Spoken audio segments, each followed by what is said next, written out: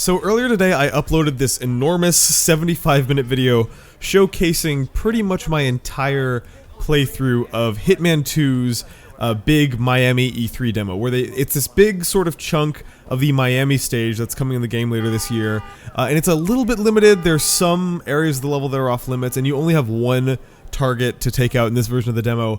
But this enormous video was kind of me taking the chance to explore every available nook and cranny of it. And there's a lot of moments in this video that I think are pretty cool. There's a part where I sneak a fish into a VIP area by hiding it in a briefcase, and then I knock a dude out with it.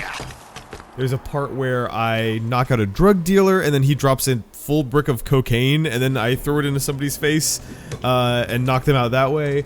There's a moment I really like, actually, is a part where I am trying to poison this dude to take his outfit, and then I screw it up.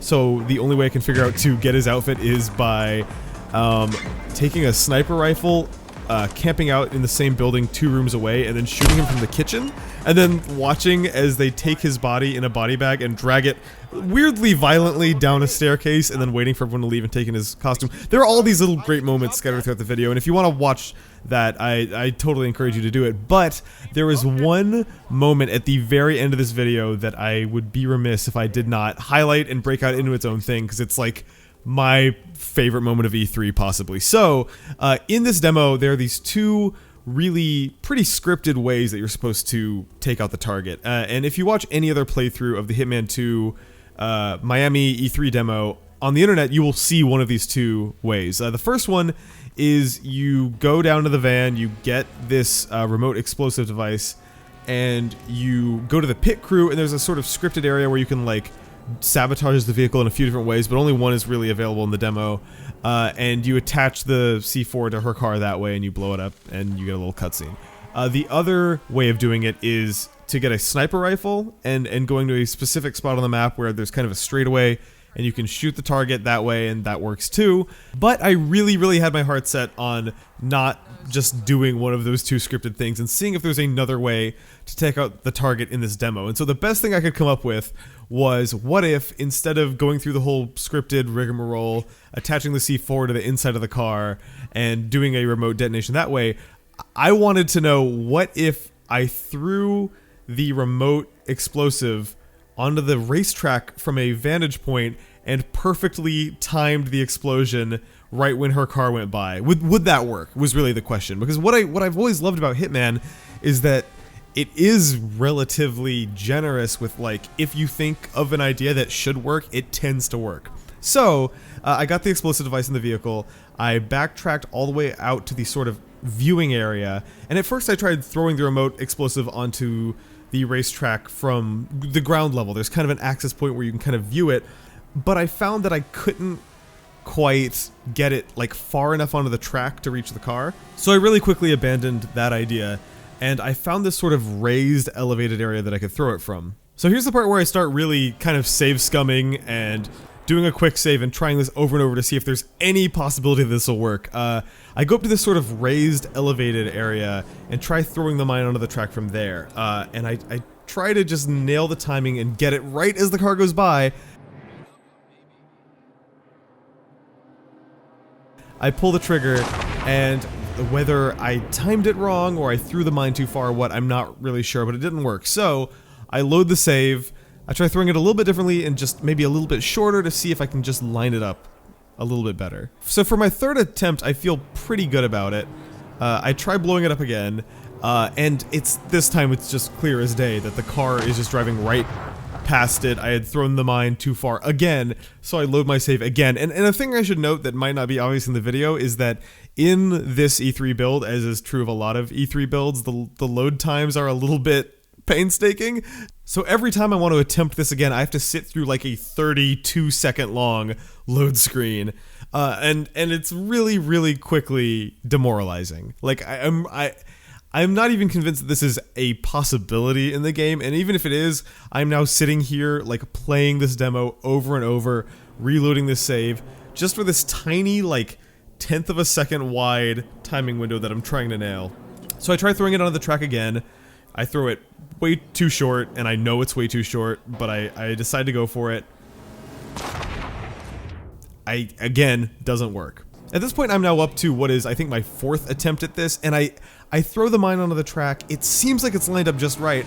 I trigger the explosion, nothing happens. The car just drives through it as if it was nothing. And I'm getting frustrated at this point because I feel like if it was going to work, that should have been the time it worked. Now, the 5th attempt is when something really interesting happens, which is I trigger the explosion, and I realize that the mine is now like 15 feet ahead of where I threw it. And so upon loading the save again and waiting through that super long load screen again, I do it again and I watch really closely, and I realize that what's happening is the race cars are hitting the remote explosive and actually knocking it down the racetrack. So this is actually exciting and even a little reassuring to me, because it means that these race cars are, for whatever reason, actual physically simulated objects in the game world, which is like so cool. And so like, you just feel like in so many games, right, they would probably fake that. They wouldn't make them physically simulated, but whatever.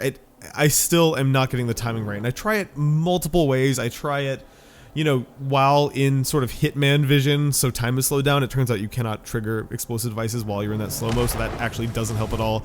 Cost me another, you know, minute and a half of reloading my save, replacing the mine, etc., etc. And right when I'm about to give up, and right when I'm convinced that there is just no way this is going to happen, I think I actually said out loud to the person giving me the demo, "This is the last time I'm trying this, I promise. I'm not going to make you sit here all day and watch me attempt this stupid thing." I've got the mine just lined up in what feels like the exact right spot. I know that I can't use slow-mo or anything. I just have to nail the timing of this. I decide to trigger the remote explosive device just a hair earlier than on my earlier attempts, and this happens.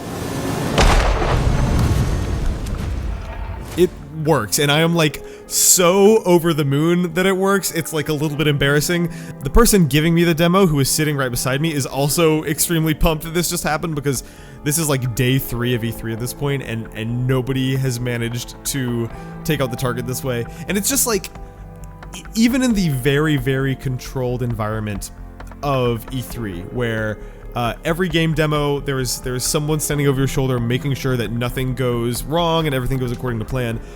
Even in this very, very specific and narrow environment, the thing I love about the Hitman games still shines through, which is that if you can think of a thing that ought to work, it will either work or it will not work in an interesting way. And the fact that throwing a mine onto the racetrack and timing it just right, even in this very, very scripted event in the game, they thought that a player might want to do that and made it an option, and that is why I love Hitman. That is why I love IO Interactive, and it really reassures me that this game is going to continue down the road that Hitman 2016 did, of just really allowing a preposterous amount of player agency. And like, that is why I love Hitman. That is why Hitman 2016 turned me into a Hitman fan in a way that no other Hitman game prior to that had ever managed to.